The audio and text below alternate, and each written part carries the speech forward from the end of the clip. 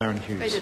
Thank you, sir. Mr. Speaker, my question is to the Minister of Transport and asks, on how many occasions was he in contact with the chairperson of the New Zealand Transport Agency on the weekend of 30-31 October regarding the decision to delay announcing the route of the new state highway through Kapiti until possibly after the Mana by-election, and who initiated that contact? The Honourable Stephen Joyce. Mr. Speaker, on Thursday the 28th, prior to the weekend, I received a verbal briefing from the New Zealand Transport Agency, which I followed up with one phone conversation with the Chair and also one with the Chief Executive on Saturday the 30th.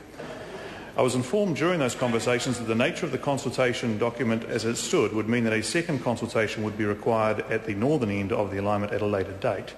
The outcome of the conversation with the Chair was agreement between us that the level of uncertainty in the consultation material over the northern end of the route was likely to be unacceptable to householders there. The Chair advised me of his intention to raise it with senior executives and the Board at their meeting on Monday. Before I call the Honourable Darren Hughes, a very particular question was asked and the Minister went to some trouble to give a detailed answer to it. That kind of interjection when members are trying to hear the detail of the answer is very unhelpful, and the Honourable Trevor Mallard knows who I'm talking to there. The Honourable Darren Hughes. Thank you, sir. Mr. Speaker, my supplementary is to the Minister of Transport. If the decision had nothing to do with the Mana by-election, why does the agenda for the agency's meeting last Monday make no reference to the new state highway through Kapiti when other roading projects the agency was being updated on were specifically named? The Honourable Stephen Joyce. Well, Mr. Speaker, as I pointed out in my answer to the primary question, it was as a result of the discussion that the Chair and I had on Saturday that he advised it was intention to raise it with senior executives and the Board at their meeting on Monday. The Honourable Darren Hughes. Was any aspect of the idea or decision to delay announcing to the public details of the new state highway's location through Kapiti discussed during item 11 of the NZTA's board meeting, which is headed up, item 11, board members meet the Minister at his Beehive office at 2:15 p.m. The Honourable Stephen Joyce. Mr. Speaker, I did meet with the board members at my office on that afternoon to discuss the statement of intent. At that time they informed me that they had made the decision to postpone the consultation, and we had a general discussion about the importance of providing as much certainty as you can about roading projects before you proceed to consultation. The Honourable Darren Hughes. Order. The Honourable Darren Hughes.